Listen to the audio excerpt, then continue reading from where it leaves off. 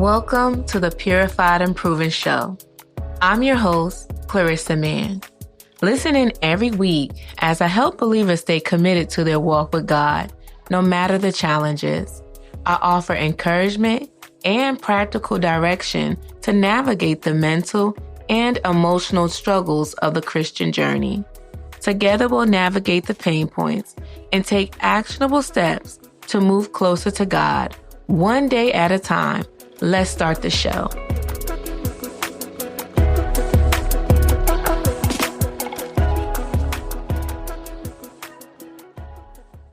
Welcome back to the Purified and Proven show. I'm your host, Clarisa Mann. Have you ever prayed and thought, Lord, I know you can help me, but why does it feel like you're taking so long? Or maybe you've already decided how God should answer your prayers. It can go a little something like this. God, if you would just open this door, or if you would just change this person, and my personal favorite, if you would just give me the money, then I will do so and so. Then instead of giving you what you expected, he gives you instructions. That's frustrating, isn't it? I've realized something about myself. I don't just want God's help. I want his help my way. And those aren't always the same things. How I think God should help me is not the same way he desires to help me. In 2024, my car was repossessed because I could not keep up with the payments. And I couldn't keep up with the payments because my business began to slow down. And I was just in a drought. Like I could not get any more, customers or clients. I honestly didn't know what was going on. But my car was repossessed. And shockingly, I wanted to be devastated. But my first initial reaction was, I'm getting my car back. Mind you, I don't have the money, but I'm telling myself, I'm getting my car back. And the first thing I thought to do was phone a friend, phone a family member, phone someone I know who has money to lend me, and I'm going to get my car back, right? But I also sensed in my spirit that that's not what I should do. I was picking that up like, okay, maybe I should wait. But I just didn't know, initially, I just didn't know what to do in that moment. But hey, I can call a friend. I can call someone. And so I went to a cleaning that I had and I called a friend and the friend could not help me. The friend was kind of like, in their own little financial situation and they couldn't help me. So when I hang up, it's like I wanted to cry. But in that moment, I heard God say, I am going to help you. And I am going to show you how I'm going to help you. No one else can help you. This is not a human thing. This is a me thing. Like, I'm going to help you. So before I can even let, tears drop, I just go back to cleaning. I'm like, okay, God, I'm going to get my car back. Like, I have faith you're going to get it back. Whatever. After I finish the cleaning, I get in the car and I get a phone call from a contractor. And he's telling me, hey, I really need help with removing all of this dust and debris from this house. I've been working and I really need to finish this project. And please let me know if you're available. Name your price. Just name your price. I don't care what it is. I need help. I was like, what? I was like, wow.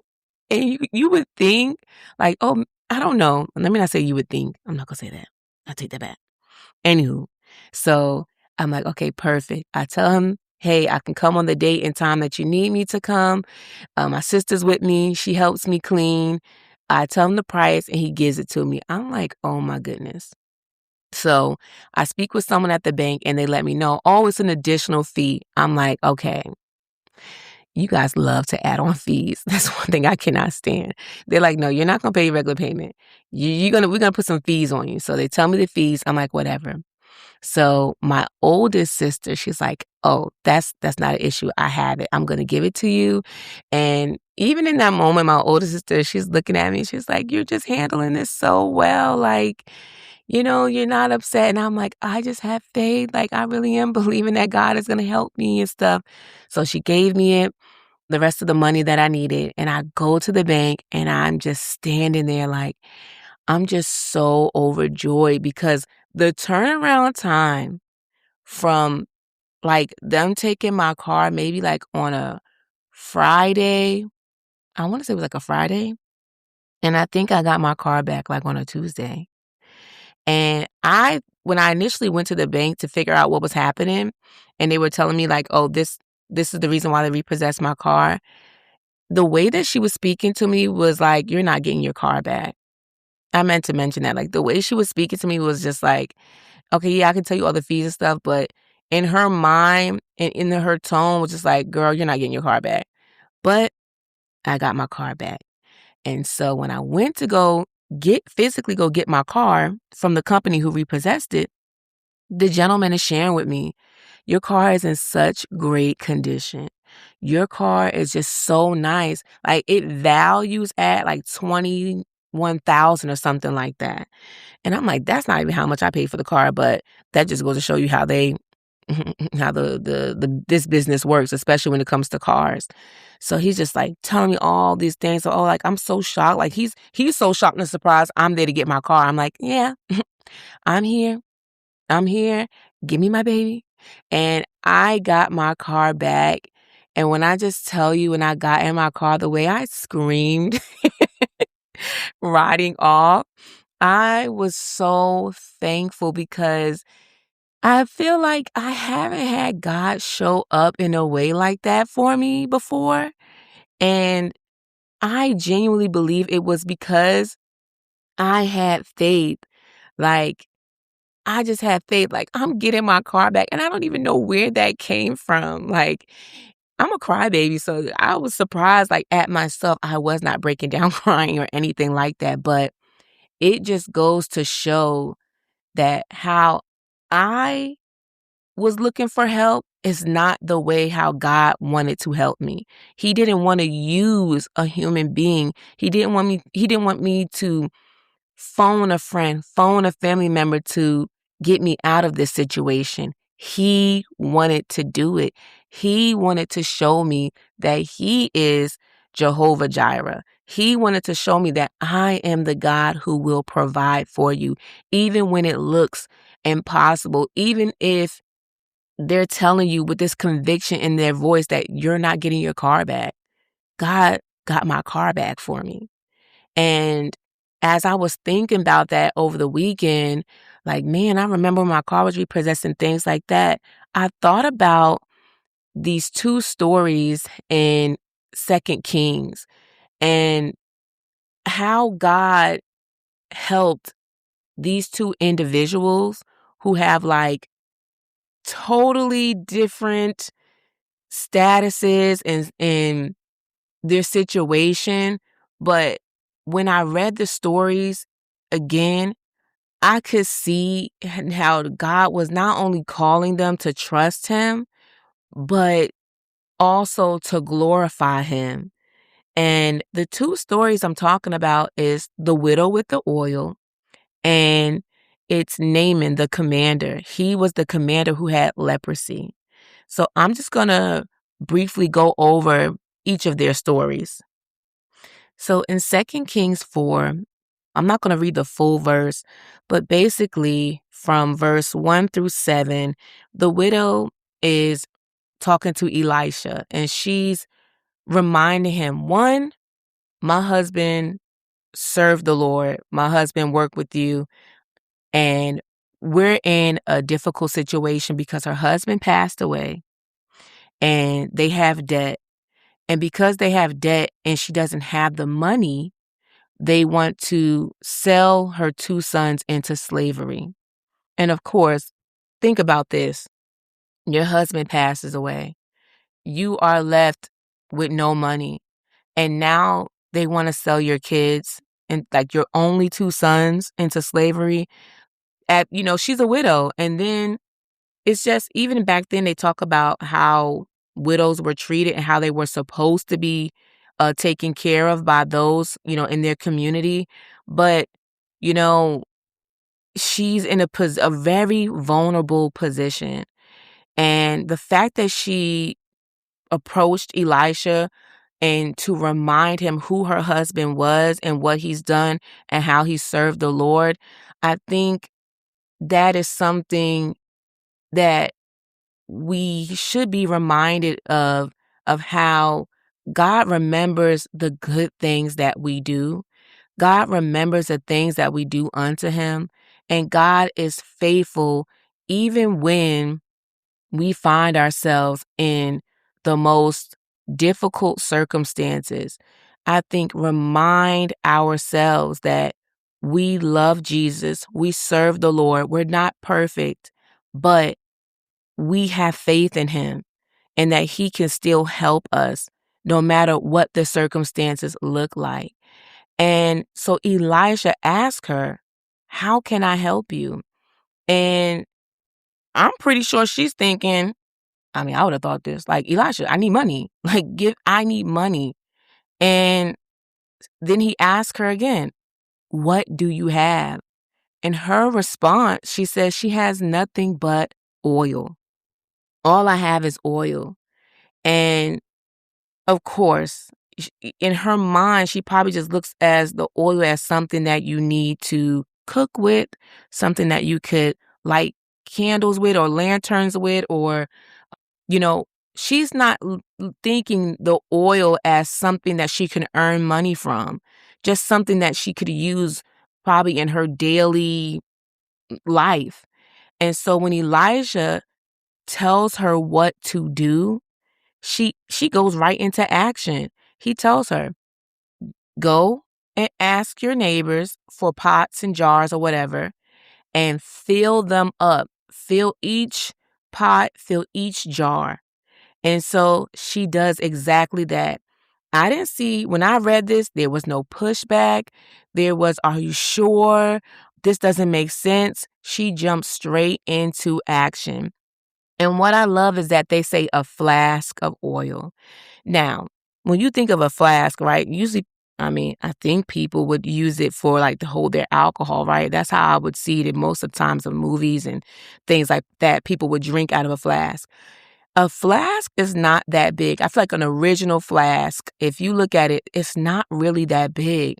So in your mind, I'm like, a flask? A flask is, kind of small. So she has a flask that has oil in it, but she has to fill jars and pots. In my mind, that that's not making sense because the flask is so small. But she does it. And it says that she filled all of her pots, all of the jars with the oil. And when she did not have any more pots and jars or whatever, the oil stopped.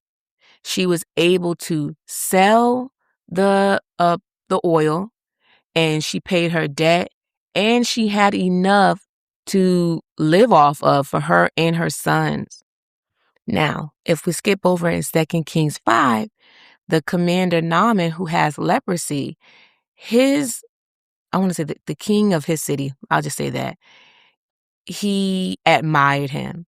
And so there wound up being a Israel captive that she was a young girl, and she was Naaman's wife's servant or something like that, right? She says that she wished Naaman would go to Israel to be healed by the prophet. And so the wife tells Naaman, "Hey, this is what she's saying. There's a prophet who can heal you." He goes to the king, and the king is like, "Yeah, I'll send a note and, prepare you to go before them in Israel so that you can be healed." So he does that. Fast forward, Naaman, he makes it to Israel, and he goes to see the prophet Elisha. Now, when he comes to meet Elisha, Elisha does not come out to greet him. Elisha just gives his messenger instructions. And he says, "Tell him to go to the Jordan River and wash himself 7 times and he'll be healed." So the messenger goes and tells Naaman, "Hey, you know, Elisha says, go to the Jordan River and wash yourself 7 times and you'll be healed." But that pissed Naaman off because he's like, one, Elijah did not come out and greet me. Two, I thought he would wave his hand over me or do something and I'll be healed. And then he begins to name all these rivers in Israel. He's like, but you want me to go wash up in the Jordan River? He's pissed. He begins to leave, and his servants or his officers that are with him, they stop him. And they say, Naaman, if Elisha had told you to do something that was difficult, would you do it? And so he's simply telling you to go and wash yourself 7 times. It's simple instructions. Just go do it. So Naaman, he does it and he's healed. Now they say his skin would look so youthful. He had the skin of a child. He went from having leprosy skin. I don't know what that looks like, maybe rough, hard, and bumpy and all, just scary looking, to now he looks youthful, he's healed. So now Naaman goes back to Elisha and tells him, like, thank you so much. Now I know that there's a God in Israel, and I'm going to serve that God. I'm going to serve the God of Israel. He's trying to give Elisha payment, and he's like, no, I'm not accepting any payment. You know, just this is all about the God that I serve. He's not trying to take credit for healing Naaman. He's giving all glory and honor back to God.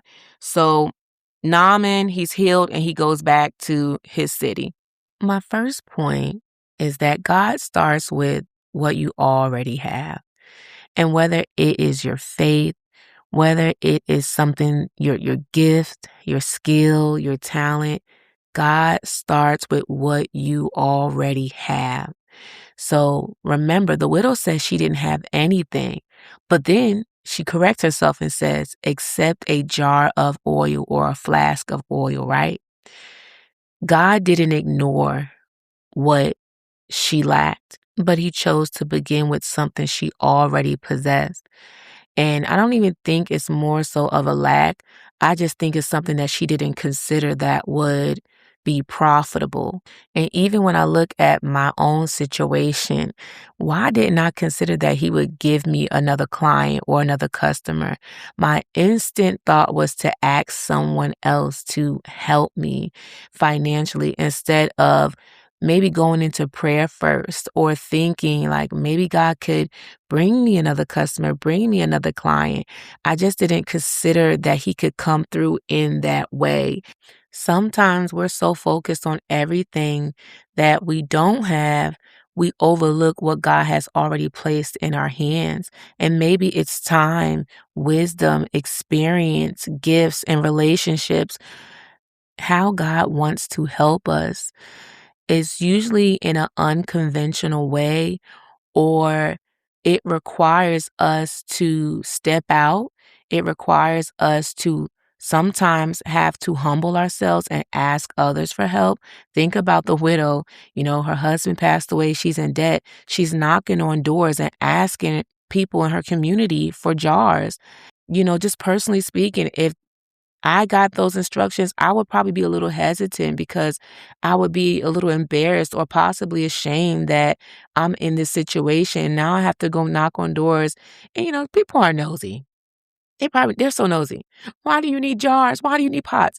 Listen, I don't want to get into all that. If you got a pot, if you got a jar, give it to me. Sometimes God just wants to help us in the way he believes we need the help. And God often just starts there. He starts with what we do have. Point number 2, God's instructions usually don't match our expectations. So see, Naaman, he expected like a ceremony, maybe a dramatic prayer, immediate healing. He even told Elisha, I thought you was going to wave your hand over me. But Elisha just told him, go wash. Go to the Jordan River and wash 7 times. Even when the widow, she probably expected God was going to send her some money, or Elijah was going to round up people and make everyone, or encourage people to give her money. But she had to borrow the jars, close the door, and pour out the oil until she had no more jars. Neither of the instructions looked like the miracle, because what do you mean go wash in the Jordan River? What do you mean go knock on doors and get the jars? Sometimes God's instructions don't make sense, because in your mind you're thinking, if you're in a tough spot financially, I could call my mom, I could call my dad, I could call my best friend, I could go to the bank and get a loan. Those things make sense. Those things seem very much possible. But ultimately, I think that we are waiting for God to change our circumstances while He's asking us to take the next faithful step. When my phone wasn't ringing for, customers and clients and things like that, when God told me that He wanted to help me and just to wait and, not to ask my friend, I'm thinking, like, if my phone wasn't ringing before for people, how would it ring now? Like, now, when I'm really, really in a bind, it's going to ring and people going to need help. And guess what? That's exactly what happened. God wanted me to wait on Him and let Him bring me what I needed, instead of me having to go ask and then be in more financial debt. Because if you borrow from someone, you have to pay them back. So He did it in a way where I didn't have any extra expenses, or I didn't have to think like, okay, now that I paid and got my car back, now I have to pay my friend back. I didn't have to go through that or have that extra burden on me, because God worked it out for me. Point number 3, faith obeys before understanding. This is where both stories meet, because neither person could fully explain why they were doing what they were doing. The widow, she didn't have any evidence that the oil would multiply. Remember, she had a flask. She had a flask. In my mind, I'm thinking the flask is not that big. It could have been huge, but hey. And Naaman, he had no evidence that the Jordan River could heal him. Remember, he was naming multiple rivers in Israel and was like, you want me to go to the Jordan River? But their obedience had to come before the miracle. And we're not always going to understand why we have to do the things that God is requiring us to do. But I think when you do follow through and you're able to see that this is more of a God thing than a me thing, because the majority of the things we go through, we're not always going to get understanding. God is not always going to reveal to us the why. And I think that's another thing. I think that's one of the hardest parts of following Jesus. We want explanations. We want understanding of everything. We need details before the obedience. And that's just not how God operates. Time after time after time, in the Bible, God is often asking for obedience before explanation. God is always giving instructions before He will go and bless or solve or help that person. He needs us to move in obedience before we could get the miracle, the blessing, before the problem can be solved. Point number 4. Pride and control can keep us from receiving God's help. Like I've mentioned earlier in this episode, I want God to help me in the way that I want Him to help me. When I think about, was it Elisha or Elijah? But whoever had to go to the brook and sit there while the ravens fed him, in my mind, I want God to have a raven come bring me a cashier's check. I'm not going to front. I need checks written. I want things to happen in a way where it makes sense to me. I want someone to miraculously come up to me like, hey, the Lord put it on my heart. You have some financial trouble. So here's a check for $1 million. I need that. And I know that y'all can relate. I know that you guys can relate to just wanting something done quick, fast, in a hurry, and it all makes sense. because underneath that desire is just something deeper. We want control. We want to control God. In one of the episodes that I did, I said, like, sometimes we fast because we want God to move fast. We want God to help us quickly. I need clarity. I want to understand. So I'm going to fast. I'm going to turn everything down. When that's just not how fasting works. That's just not how God operates. And when I think about Naaman, I'm like, thank God he had like some sensible people around him, not prideful people, because they told him, if the prophet would have told you to do something hard, would you have done it? Just follow simple instructions. He almost missed his miracle because the healing looked too ordinary. It looked too basic. And sometimes the most simple instructions that God gives us leads us to the most beneficial, most satisfying outcomes. Sometimes we almost miss what God is doing because we're waiting for something bigger. We're waiting for something huge. I know people who have gone down for prayer and they wanted this miraculous, I don't want to say outlandish, but they really just wanted this huge response or outcome. And then when the person just prays for them, they're like, I can tell it's like, that's it. Because like the weight of what they were feeling and how heavy their situation was, I think that some people think they need to be passing out, rolling on the floor, shaking, all these things in order to be delivered or for them to feel better. But sometimes just stepping out, going down to the altar for prayer can literally lift the weight and help you in your situation. So we have to make sure that we're not letting pride and control get in the way how God desires to show up for us, especially when we need help. And my last point number 5, God isn't just solving problems. He's forming trust. This might be your biggest takeaway, okay?